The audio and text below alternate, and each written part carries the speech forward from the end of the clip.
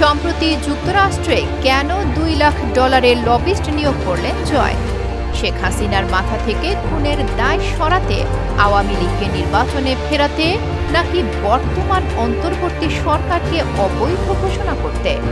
জানা যায়, সজীব ওয়াজেদ জয় আইন প্রণেতাদের প্রভাবিত করতে ওয়াশিংটন ডিসির একটি প্রথম সারির স্ট্রিক গ্লোবাল ডিপ্লোমেসি নামক একটি প্রতিষ্ঠানকে লবিস্ট হিসেবে নিয়োগ করেছেন।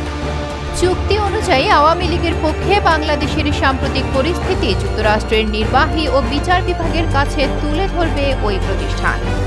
যুক্তরাষ্ট্রে লবিস্ট নিয়মের ইতিহাস অনুসরণ করে এসজিডিকে ভাড়া করেছেন জয়। সজীব ওয়াজেদ জয়ের মালিকানাধীন কোম্পানি ওয়াজেদ কনসালটেন্ট ইনকর্পোরেশনের মাধ্যমে ফরেন এজেন্ট রেজিস্ট্রেশন অ্যাক্টের অধীনে এই চুক্তি করা হয়েছে।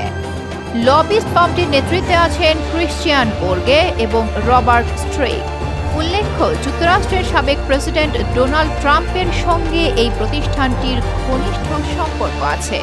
প্রতিষ্ঠানটির ওই দুইজন কর্তা ব্যক্তি 2016 সালে নির্বাচনী প্রচারণার সময় ট্রাম্পের উপদেষ্টা ছিলেন।